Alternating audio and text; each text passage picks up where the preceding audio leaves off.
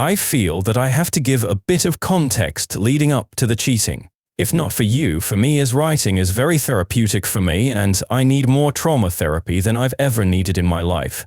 Please bear with me, I know this is long. So my goal here is not to drag my wife's name in the mud and point all of the fingers at her. I'm going to try to keep this as balanced as I can by owning my mistakes while just giving the facts of her actions instead of who I feel she is as a person. I hate this because as I write this out I feel like I deserve all of the blame, and in some cases I do. But there are two sides to every story. I have a 14-year-old daughter from a previous marriage that ended in disaster. Long story short, my ex-wife was not a good person and I needed to protect my daughter's safety. I got 100% custody and the mom skipped out by moving from Texas to a European country. Despite the trauma to myself and my daughter, who was 4 years old at the time, I fought to keep some sort of connection between the two. Set up virtual dates either by phone or video when that became more accessible.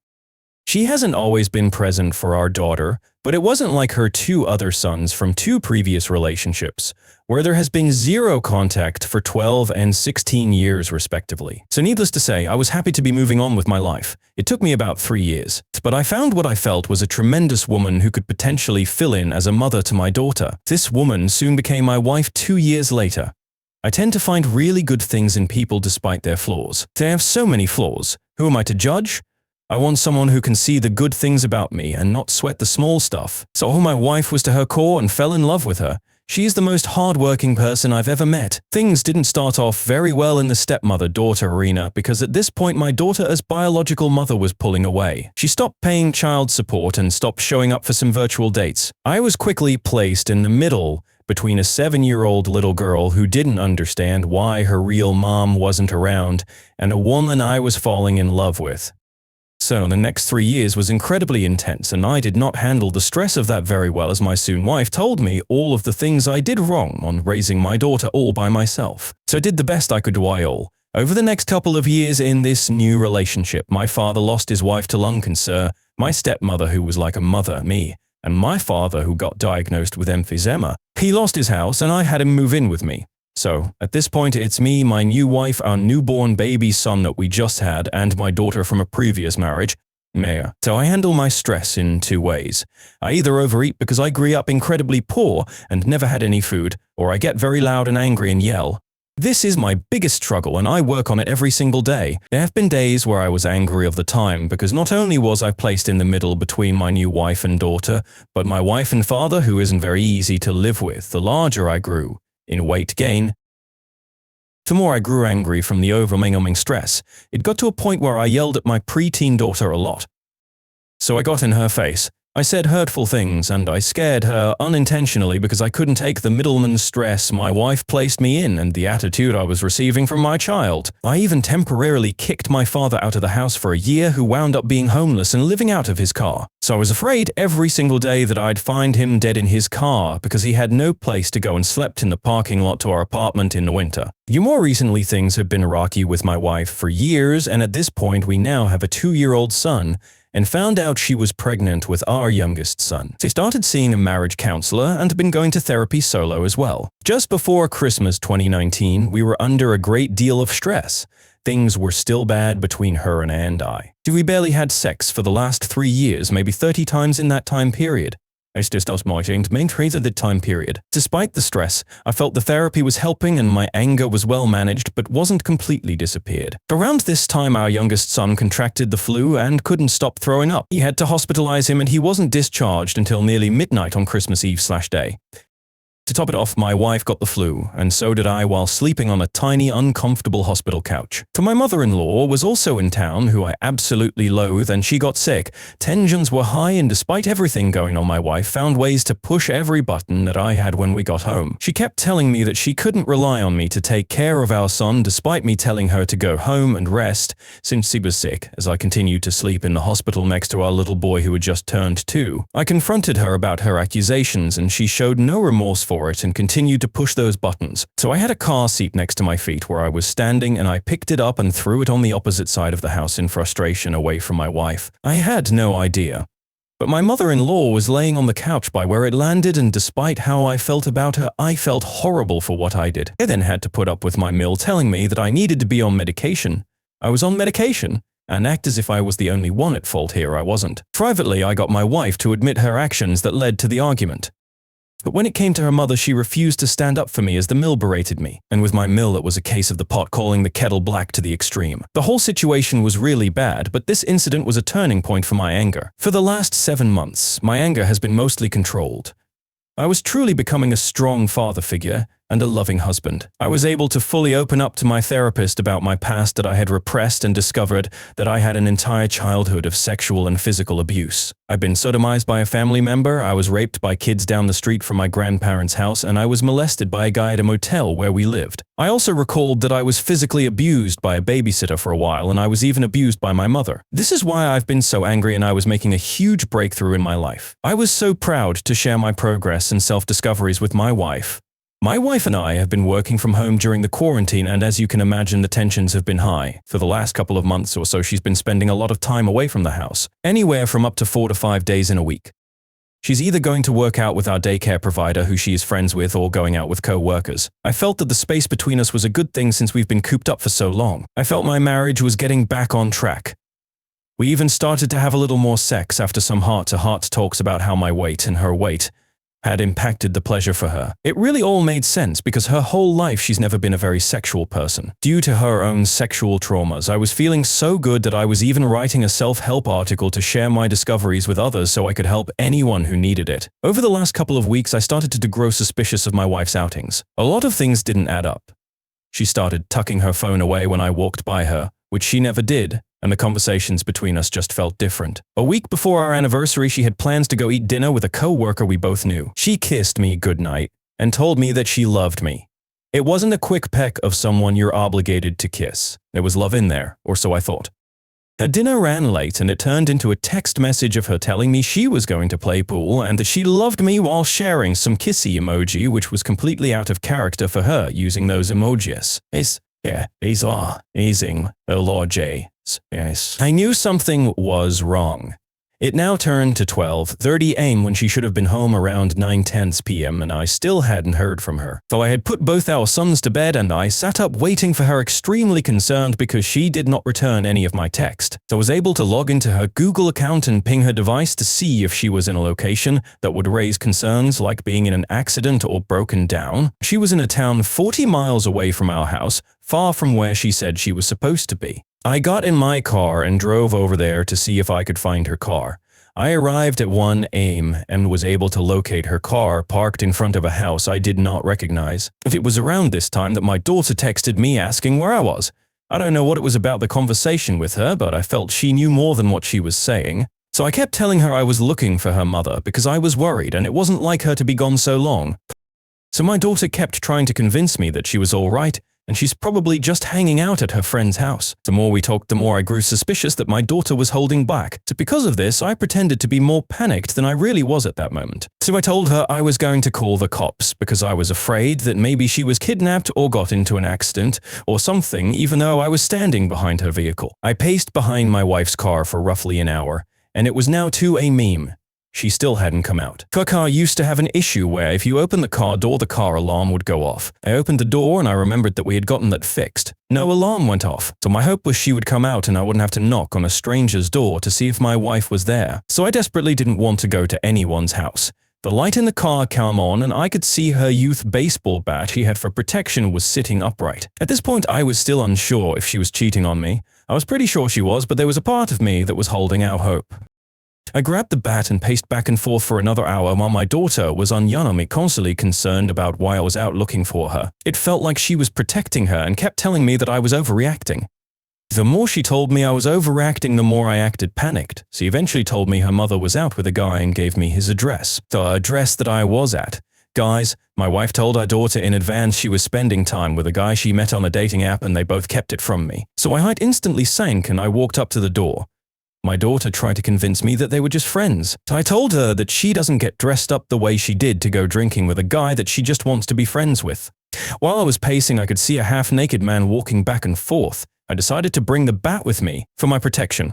I had no idea what I was about to walk into, and I was concerned for my safety. That's when this young man, probably late 20s, answered the door. I told him my wife was in the house and I needed to get her. He intentionally played stupid and acted confused. He immediately saw the bat and was concerned for his safety. I know the optics are bad. I explained to him that I was concerned and unsure of what was going on and that it wasn't for me to be aggressive with, it was for protection. He believed me.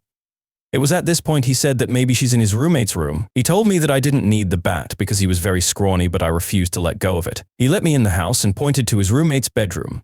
I tried to open the door, but it was locked. My heart sank even more. I was lost, confused, and scared. I turned around and looked at the roommate and he knew what was going through my head. Which is funny because I had no idea what was going on through my head. He said, "Don't do it, man," and it triggered something in me. I had so much instant adrenaline as I kicked the door open and saw my wife lying naked in bed with a naked man. For a split second, it didn't feel like reality. My anger came back, but not like it had in the past. It was an "I'm afraid" yelling. I was yelling, asking why the hell she was there. At this point, she had the audacity to yell at me and ask why I was there. The guy was a complete douchebag.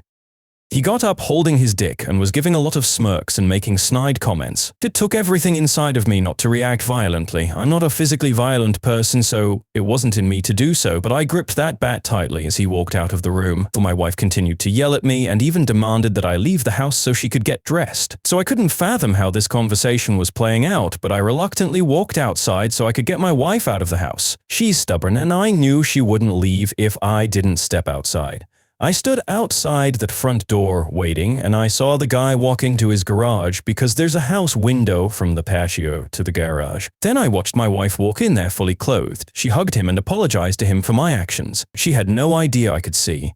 My blood started to boil as I yelled at her for what she was doing. So we didn't have much of a conversation outside, and I struggled to keep from vomiting all over the street outside of his house. For I felt deathly ill, and my wife didn't even care about my feelings. This is the mother of my 3 children.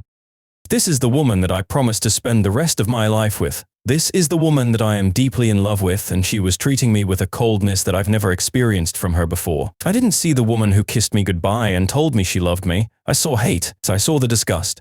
I'm really good at reading people, and I'm especially good at reading my wife and daughter. But I did not see any of this. We drove home in separate cars, and my daughter stopped responding to me. She ran away. Because of my past anger issues, she has developed a serious fear of me. It's 3 a.m., and she's at a local park hiding until my wife got home. It was the longest 40-minute drive of my life. I'm devastated, crying, confused, and angry. I get home and I'm desperately trying to find my child because I'm worried about her safety. This is when my wife gets home and my daughter comes out of the shadows. I tried to talk to my wife in a respectful and calm manner, but she wasn't having it. She was tired as this was a work night, and she had to be online for work in 2 hours. So it was at this point that my daughter told me that she wanted to move in with my wife and that she wanted nothing to do with me anymore. She told me she'd only visit me out of obligation. This was the second dagger in my heart, that I couldn't breathe. I couldn't sleep. I couldn't eat.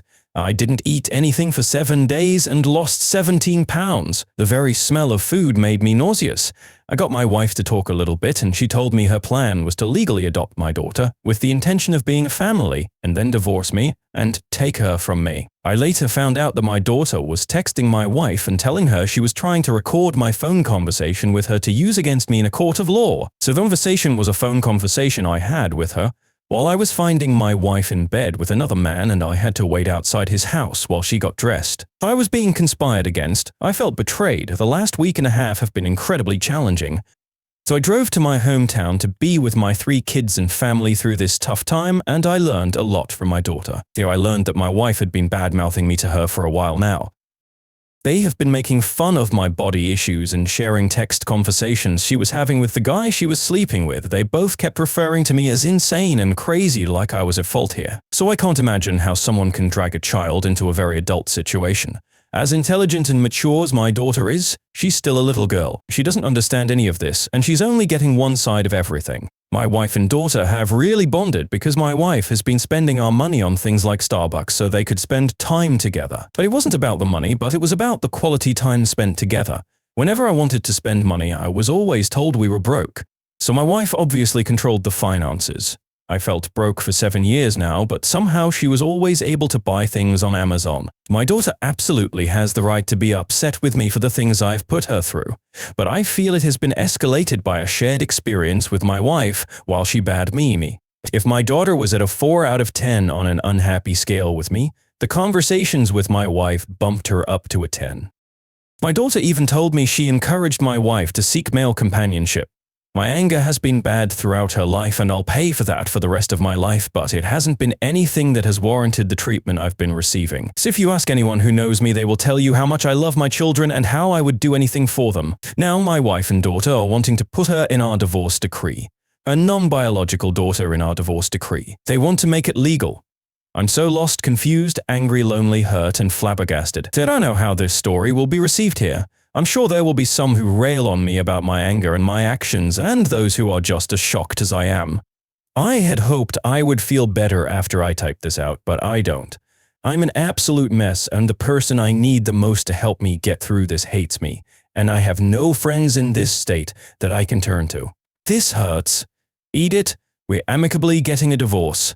I've had to swallow my pride and shove down my pain for the betterment of my children. So if I make her hurt like I'm hurting, it only hurts my children, and that's not acceptable. Update 1. I had a really tough day on Monday. For my own therapy, I'm going to be completely vulnerable as I open up myself to the world. For the most part, and in any other context, none of these things should have and would have bothered me, but given recent events, I just couldn't breathe. That I couldn't think straight. I couldn't remove images from my head. I was emotional and I was scared. So it was really important for me to distance myself and my finances from my steep's way. She always gave me the sense that I couldn't handle finances on my own, because she directly told me so, and told me that I should leave my paychecks in her account until we officially separated. I couldn't do it. I needed to separate everything ASAP. I can handle my finances as I'm an adult and a high-functioning business professional. For unfortunately, I am human and I do make mistakes, and given what's going on, I was more likely to make mistakes. I provided the wrong account number for my direct deposits. They require what is called a MICA number, which is essentially a digital barcode. So I provided my actual account number, which rejected all of my money. I'm now waiting on paper checks and my house payment is late. It's early Monday. So I had a doctor's appointment for an unrelated reason to depression, but I felt I should write depression down as a secondary reason for being at my appointment. So my doctor is amazing. She listened to me. She was compassionate and empathetic. She helped me, but she was concerned that I had these images flashing in my mind of self-harm. So I don't know where these images came from or why they were all of a sudden appearing now. So I don't think there was any will or desire behind these images. Just suggestions placed in my mind's eye every time I closed my eyes or blinked. I would never hurt myself. Life is never so bad for me to take my own life or hurt myself or those that I care for around me. So I firmly believe that. But the images scared me. They began as images of me driving my car off a local dam because I had been driving. I decided to visit an old Little League baseball field I grew up on. I parked in the parking lot trying to figure out why I never got paid. Every direct deposit I had coming in was rejected. There were 3 of them. I drove to my bank at 9 a.m. But due to COVID, they didn't open until 10 a.m. I had music playing, and every time I closed my eyes, the images became more real. They shifted from driving my car off the damn road to grabbing razor blades from my drawer at home. The phrase "up the tracks, not across the tracks" was playing in my head in the style of a 1950s showroom melody. I had already figured out what was wrong with my account, so I had no reason to go in the bank, but I couldn't go home. I couldn't drive. Both images scared me enough that I worried about both, so I called my therapist's office to ask for someone I could speak with. So God bless the young girl who answered the phone, because she was not prepared to deal with what she was about to get into. So I explained my desperation of needing to talk to someone. She opened my chart and informed me that my therapist is on vacation for the next week. So I again emphasized the importance of talking to someone. She suggested that she could cancel all of my appointments with my therapist and assign me a new one. No, that's not going to work. I just need to talk. She wasn't sure what to do. She fumbled around for a minute trying to figure something out. There was a moment of awkward silence and clicks. She hung up on me. In a moment it felt like she had given up on me, when in actuality she probably just screwed up. I called back and got a different girl. She too had no solution for me. I did ask to speak to a manager, but I'm fairly certain they're all working from home now, and getting a manager on the phone right away wasn't feasible. She promised to have a manager call me. I told her about my images and she was sincerely concerned, so she couldn't help me. I sat in the parking lot a little while longer, scared on what to do next. So I received a call from my therapist's office after a few minutes, and the girl Morgan knew just what to do. She talked to me. She wanted a therapist, but she cared. She took action. She asked if I was home, and I said no, but she'd already called the police to do a wellness check on me. So I told her I was heading home, but I needed to get home by 11 to return my rental with my wife. Sidebar: I am driving a rental car. After finding out my wife's cheating, I was asked by family to come home to Vegas so they could care for me. They suggested I bring my daughter. My wife suggested that I bring my 2 boys as well. So the day before I was leaving, my car broke down. I had 2 bad engine mounts, bad water pump, broken fuse box, and had spark plugs. I still really needed to go to Vegas, so I called my insurance, UC, since I'm a veteran. The guy, who was also a Marine, was very helpful and told me that my insurance would cover the rental for mechanical reasons. After I got to Vegas, I was told that they wouldn't cover the rental, but I had already paid $622. $200 deposit / inside fare. The girl was so sweet and listened to me that I started to cry while driving. Certain cases where I was explaining my story, I would start to sob. She stayed on the phone the whole time. So I told her I was home. I told her I walked into the house. I was on speakerphone and my wife could hear parts of the conversation. So I hung up after thanking her and placed my head in my hand and gently sobbed. My wife isn't a monster. But what she did to me was horrific and she knows it, but she's not a monster. She had empathy, compassion, and love for me. She just doesn't know how to show it. She always feels robotic, but that's due to her own childhood and life struggles. She could tell I was not okay and walked over to me. She asked if I wanted to hold her. I nodded my head yes in my hands and refused to make eye contact. I didn't want her to actually see the tears. So I buried my head into her chest, gripped tight around her back and bawled. She rubbed my back and told me to breathe. I cried harder. I appreciate her willingness to console me, but it felt robotic. It didn't fill the void in my chest where my heart used to be. It wasn't helping. Then there was a loud knock on the door. She asked what that was and I said it was the police. She was confused. She asked why they were there and I said they were there for me. She was worried. She went to answer the door and they explained in a little more detail why they were there. The 2 officers came into my bedroom. They were incredible. The female officer that was doing most of the talking instantly related to my daughter and my story. There's a father committed suicide in prison. She talked about the void she has in her heart because of it. The male officer saw my USMC leg tattoo. He was a Marine. He started talking to me like a Marine. It helped. But they were dispatched to someone else and the man shook my hand and the woman hugged me. They cared and it felt good. But they were gone and my robotic wife sat down at her computer to go back to work as if nothing happened, so I couldn't be there anymore. I said that over and over quietly to myself, but loud enough for my wife to hear it. I can't be here. I can't be here. I got in my car and my wife didn't chase after me. I was crushed. I got down the street and she called and couldn't answer. She texted, "So if you don't answer, I'm calling the cops to come find you." I didn't respond. She called again 2 more times and I couldn't answer. She continued to text me without a response. Okay, I'm calling them 12. 18 p.m. she called me again at 12. 29 p.m. they are going to call you 12. 32 p.m. the female officer that I spoke to before called me 6 times between 12:32 and 12:36. I couldn't answer. She even texted me. I was scared of these images in my head, and I did want to be somewhere safe. So I drove to the police station and parked in the parking lot. I threw on some sad music and opened up Facebook and scrolled through 7 years of love and our family growth. So I watched as my family turned from just me and my daughter into a family of 3, then into a family of 4, and finally into a family of 5. I absolutely love my family, but I couldn't answer the phone. Another officer kept calling from a block number. So I did answer, but I wasn't very forthcoming with what was going on.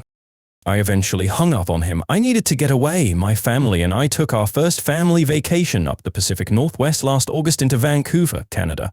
So I got on the freeway and started to drive that way, but couldn't do it. I turned around and started to head toward another city that was meaningful for my wife and I. I couldn't do it either. While driving, I had a flash of a Catholic church in my head. I'm not religious, but I knew there would be someone I could talk to. I needed to talk to someone who wasn't a friend, who wasn't a relative. I sat in the pew of this beautiful church.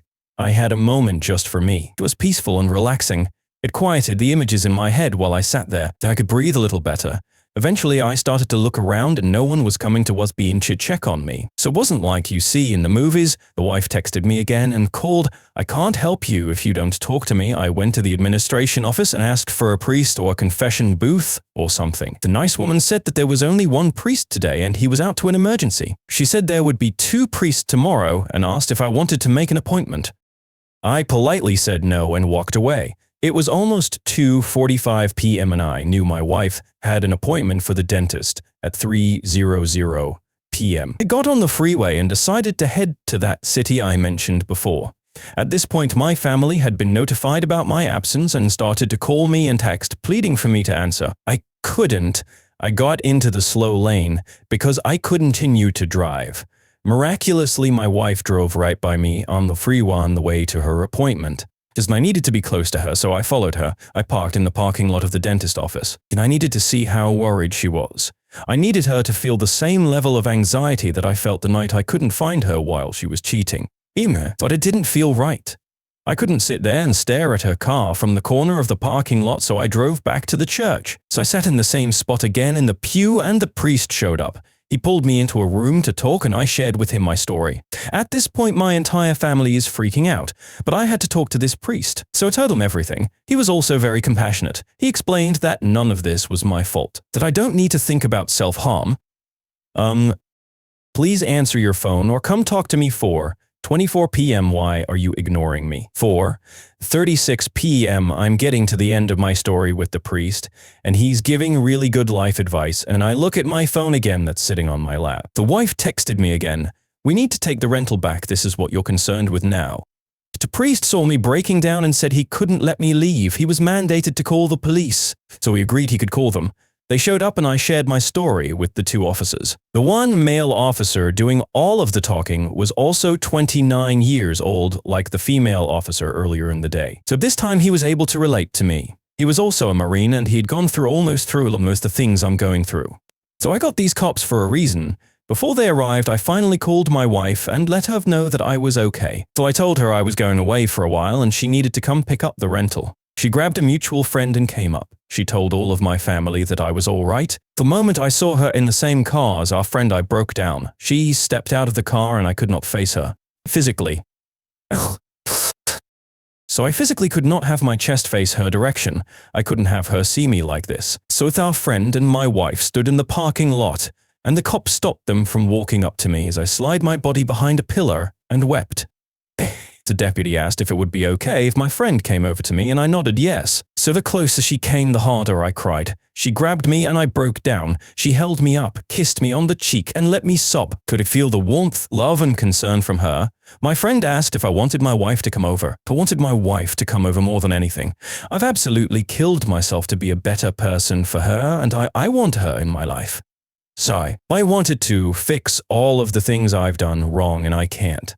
It's over. I nodded that I wanted her to come over, but I still struggled with facing her. So I felt like a toddler who refuses to face their parent when they're in trouble. The closer she got, and the more she tried to stand in front of me, the more I cried and the more I turned my body away. The deputies asked if we wanted to go into a room together and they would be there with us. They were incredibly protective of me. So my friend walked up to my wife and angrily told her not to talk to me and just hold me. So we went into a nearby room and I grabbed her and held her and cried some more. I couldn't control this, so I've never cried in my life. I'm sensitive and emotionally open, but I'm not a crier and I was embarrassed with it all. So we said our goodbyes and I handed her the rental keys. The police put me in the back of their car and drove me to the RK to speak to a crisis book. I got some food which was surprisingly good for a hospital. The nurses were incredible. They liked my mask and asked me about it. I bought it off Amazon. They listened to parts of my story and we made fun of a drunk guy on a gurney as he belted out 2 tickets to paradise. So I felt better. I had a long conversation with the crisis worker, and we agreed to create a safety plan. We identified my triggers and created responses that I could do to combat those tough moments. And we agreed that I could leave since I was there voluntarily, so I've been staying with my friend since Monday night and away from my wife. I don't know why I was having such a tough day. I think it had a lot to do with everything bad happening financially and watching my wife quickly move on with her life. She's still talking to the dude she cheated with. She likes him because he's the opposite of me. She was asking our neighbors on social media for TVs and printers for parts for this new guy to use for projects. It crushed me for some reason. It made the last 7 years feel like they never mattered, so I was overwhelmed with it all. I really am doing better. I got some medication to help me sleep. It's blocking out the bad images when I close my eyes at night. Because every time I close my eyes, I see my wife's naked body lying next to a naked man. So I see her kiss me goodbye the night she left to cheat. I hear her tell me she loves me as she left cheat. So I see the text telling me she was going to go play pool with a girlfriend that we both knew. So I see the disgust, anger, and hatred in her body when I caught her cheating. I needed to not feel her anger and hatred. I needed her to feel what I felt. Update 2, updated story of wife cheating and life after. So hi folks, it's been over a year now since I've posted an update and didn't think that I would post an update because honestly who cares about my life, right? So I didn't think my story was any different than any other story people have shared. However, I've noticed that I'm still getting a lot of messages from people giving me their condolences and asking for updates. Hell, apparently my story even got turned into a YouTube video, which was weird. What I found very interesting through all of these comments I've received on Reddit and yet as a purveyor of social media news is that so many different people have different reactions and thoughts. So not only about me and my Stexpo, but even my daughter, some of the comments were even a bit extreme. Do we all read so many stories every day about so many different events, and I've always wondered what the reality in those stories was and how it differed from people's opinions who never lived it. So it's been weird to experience people thinking they know my life better than I do. Have I made mistakes? Sir? Absolutely, and I'll continue to make them, but I always do my best to learn from those mistakes just as I try to be as honest to myself and the people listening to my story. I've been accused of exaggerating or lying my whole life and I understand why. I'm too detailed, I'm too descriptive, the way my brain works. When I experience a traumatic event, I become a completely different person. The whole universe literally slows down for me and I'm able to see everything and remember most everything down to the minute details. There was a similar situation for me in the Marines when I was attacked by a Marine and his wife and I was telling my story to my staff sergeant and he called me a liar while everyone else absolutely loved the story. But I digress. I promise to give you my truth to the best of my ability and if you don't buy it or don't like it, that's okay. As the title suggests, my wife got arrested for domestic violence against me. Just a disclaimer, if you're new to my stories, I'm a writer. Not in the sense that I am a published author or anything, but I tell long stories. I'm sorry for that in advance if you decide to stay LOL. So, where to begin? So I guess the best place to start is by saying that I'm doing okay. I'm not great, but I'm also not horrible. Yes. I've had a lot of ups and downs since the beginning of all of this. I also need to anonymously give shouts out to my friends and family who have supported me over the last year. Tell them every day, but I feel it needs to be said here. The overwhelming patience, love, understanding, and sympathy you all have given me has been tremendous and I thank you. And to those Redditors who have voluntarily come along this journey with me and have reached out to tell me how my story has moved under them and offer their condolences. But I thank you as well. Okay, let's get started. My ex moved out of the house fairly quickly after the scandal, almost a month after I caught her to be exact and about 2 weeks after she was arrested. She moved back to the apartments that she moved out of to begin her life with me. I did help her move into her new place. Mostly because I feared she'd cheat the guy she cheated with come to my house to help move her belongings and partly because I needed her out as quickly as possible so I could begin my healing process. I won't give many updates on how she's doing personally as there really isn't a whole lot to say. Her life right now is no different than anyone else's life. She works constantly and pays for an overpriced place to live. For me, I kept the house that we were renting. My biggest fear was being able to afford the rent on a single income because she and I made fairly comparable money. But to my surprise, I was shocked that not only was I able to cover all of my bills, but I had spending money to do things which was awesome and weird and uncomfortable because we had been so tight with money for so long. So I've learned that part of it was because I no longer had her debts. Part of it was because I reorganized my debts, and the last part was because I've learned that she was bad at managing money. This next part is very important in my story, and I hope I help some of those who need it. I have been spending a lot of time with my therapist after the cheating. He was a relatively new therapist for me and the first guy therapist I ever had. So man, we're taught that society doesn't care about our feelings. I think Chris Rock said it best. Women, children, and dogs are the only things loved unconditionally. Well, they shall be. Them are only loved on the condition that they provide.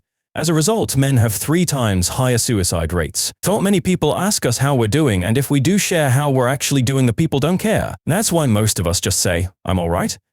That's why I decided to go with a male therapist. My therapist before him suggested I would do better with a male, and that made me feel so uncomfortable. So I've always picked women therapists because I felt that I could safely be vulnerable with them, but it never really did the trick for me. It almost felt like the female therapists, at least the ones I had, didn't know how to deal with a guy who was being that level of honest with their emotions. I learned that this opportunity with him forced me out of my comfort zone, and that's the only time we see real change in ourselves is when we step outside of that bubble. And I was so fortunate because he was such a damn good therapist. Shortly after my breakdown, story 2 above, he saw me in person against COVID protocols and embraced me. I've never hugged a man before other than a greeting. I don't even hug my own dad and know how much I needed that level of compassion from someone.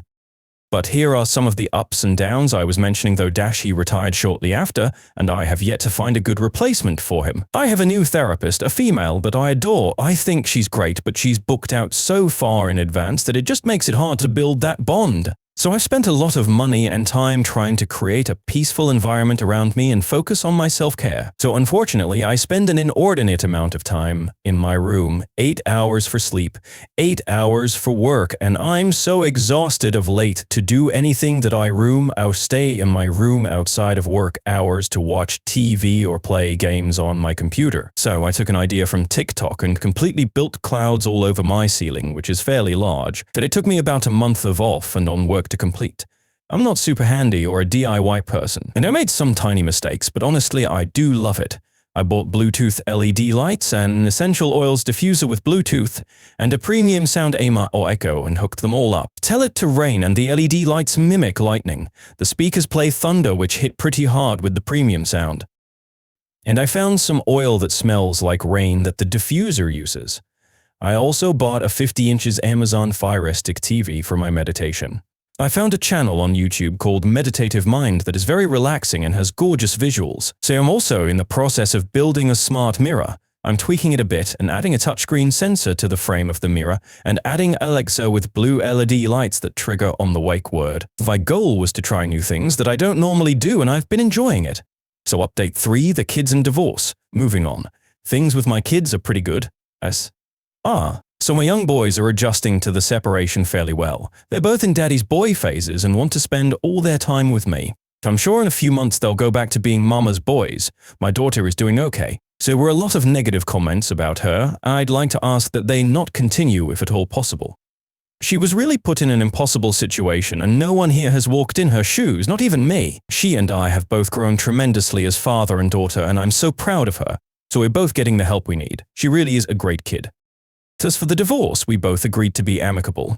As hard as it is for me not to try to absolutely bury her, that doesn't really serve our situation well, it doesn't serve our children well. The best thing for the kids is to have 2 successful parents, not 2 parents who hate each other and fight all the time. She and I don't really get along well, but I think it's safe to say that we're both trying. I'd argue that she still acts like a beach from time to time for absolutely no good reason, which makes things harder. Though we've had our ups and downs with the amicable divorce, though.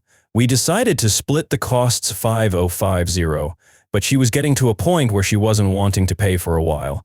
So that process took a while to get started. Once we started going to our meditator appointments and started paying, we moved right along. But then she got upset about some really stupid stuff and placed the entire thing on hold and threatened to take me to court because I didn't want to take her to Disneyland with tickets that I had purchased with an accident settlement I had while we were together. The kids, July heat in California, all the walking, 2 adults who don't get along. None of that sounded like it was going to be a good situation, so I went with the kids and my father. She was so upset that she wouldn't even talk about what her concerns were and just put the divorce on hold for months with no word. And once we finally got to talking again and agreed to move forward, our legal assistant abruptly died from a brain aneurysm. We got a new legal assistant who took over her caseload, and the divorce should be final any day now. The final paperwork was sent to the courts, and once we received the paperwork in the mail, signed by the judge, then it's official. Debate 4, dating. I had, against the advice of just about everyone, joined a dating app. So I needed to have someone to talk to, someone to flirt with, and who knows, someone that actually enjoys my company. Because you can probably guess it hasn't gone well. I've only made it out of first date status once. I was pretty honest with these women that I was still married, going through a divorce, and it was pretty recent, and that was clearly red flags for them, and I get it. But what they didn't get was that despite those issues, I'm still the same person they enjoyed talking to and agreed to meet up with. Guess they just felt they didn't want any of that potential drama, and that's fine. One thing I've been told by a couple of women that really hurt was that they fear they'd have to raise my kids if they were to get involved with me and have to deal with the baby mama drama. So I've been a father for 17 years and I've never once needed anyone to raise my children. That's when I met this woman. She had liked my profile first, and when I pulled up hers, she was absolutely freaking gorgeous. She was fit. She was a marathon runner. She was sweet. Kind, everything. Facebook dating lets you know if you have mutual friends with a person, and we had 3. It turned out that we actually had the same childhood friends, and that made everything between her and me so easy. She asked our friends about me and I did the same, and they all raved about us to the other. It was an instant connection. She knew all the perfect things to say to me, which made sense because she was a social worker. She did so in a way that I pulled all my walls down and for the first time in my life felt so freaking special and cared for. She works at one of the hospitals I worked for, and after a few days of talking, she asked if I'd bring her coffee so we could meet, and I agreed. She paid for the coffee. I picked it up and brought it to her. We talked in my car for about 20 minutes, and then she asked if I wanted to kiss her. When I say she was gorgeous, I mean she was gorgeous, so I said yes. Things were going so well between us that we were planning trips together. She got accepted to run the Chicago Marathon, so we booked flights together and really enjoyed one another's company. Then something changed. Her father got sick with cancer again, and her whole personality changed. I could feel her pulling away a little bit at a time. One night she and I were supposed to spend time together, but she never responded to my text. She said she took a nap on the couch, but I could tell there was something off, and I asked to speak to her on the phone, and she said no. I asked if I could come over to see her, and she said no. She essentially broke up with me through text and refused to ever see me again. All of the stuff that I had left at her place is probably still there or in the trash. She wouldn't let me grab anything, and we haven't seen each other since. She decided, obviously, not to go to Chicago with me and asked if I'd switch her flight tickets to a different seat for her, so she'd go with one of her girlfriends. Hold times are like 1 to 2 hours long for airlines, so I told her I didn't feel comfortable doing that, but she should have the ability to make the changes no problem. Apparently, that pissed her off as she didn't say another word. I got an email later that day that some changes were made to the flight and haven't heard from her since. She had talked a lot about how bipolar her sister was and her dad's anger issues. As I reflect on it all, I almost wonder if she's bipolar and has anger issues. Update 5, my job. So, I've been going through all of this trauma from my stepsto, the divorce being halted, the ex-girlfriend dogging me, and then I found out that I was being laid off of work in August.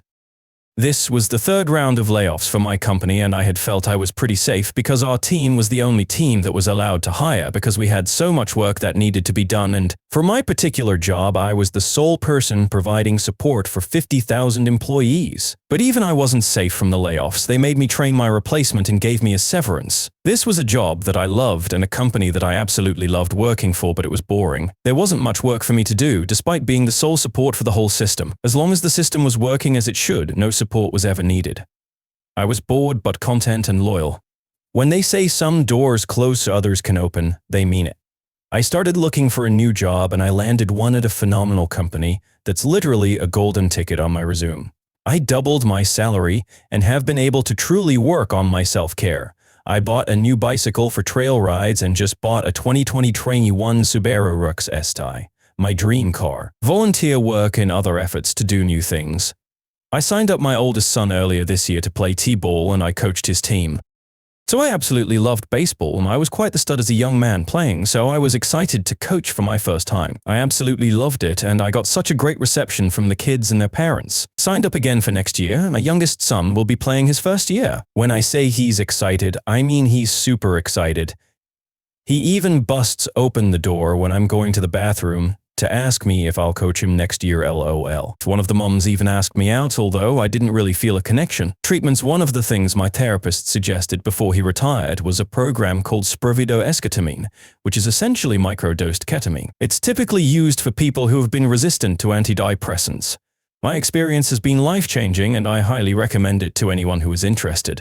You do hallucinate with your eyes closed. I learned that if you listen to music by carbon-based lifeforms, or similar music, and have haptic feedback. Headphones for vibrations, I got the Razer Nari, you can really elevate your experience. Despite my struggles, I feel so much better than where I was.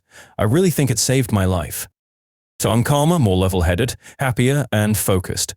You can go to Spravido's website to look for local offices that offer this. Tip: they typically want you to have tried 3 different kinds of antidepressants before they try you on this. You can lie to them and say 3 types you've taken. Mindbloom is a website where you can get it sent to your house. So I recommend the office route over the website route, if your insurance will cover it, so it'll be cheaper. Other activities, as you can tell, I do enjoy writing. I'm currently working on about 11 books and short stories and 1 article about mental health. They're all a part of the same universe I created, except the article and short story, and mostly are graphic novels and children's books. Sci-fi 5 books, children's books 3 books, comedy 1 book, horror 1 book, short story 1, article 1 summary. So to summarize, I'm still hurting. A lot. But I could be a lot worse. I'm convinced that I'm going to be alone forever, partly because it's impossibly hard for a single dad with young kids to find a woman who wants to implant her life in a large family, and partly because I'm such a broken mess that I can't commit to anyone. And my depression is so bad that my weight is getting really bad as a result. I did make an appointment with a doctor I think will help with the weight issues and exhaustion I've been experiencing. I lost my job but landed an even better one. My divorce should be final any day now. This process is absolutely not something you overcome in a short period of time. I was going through divorce care meetings, and one of the things they said felt so profound. When you are single, you are whole. Your spirit is whole. Then you meet someone and fall in love. You start a family with them and your two souls merge into one larger soul. But when you go through a divorce, especially a traumatic one, your soul is literally ripped in half, and it takes a while for you to become whole again while alone. That was the best summary I've heard to explain divorce and the pain.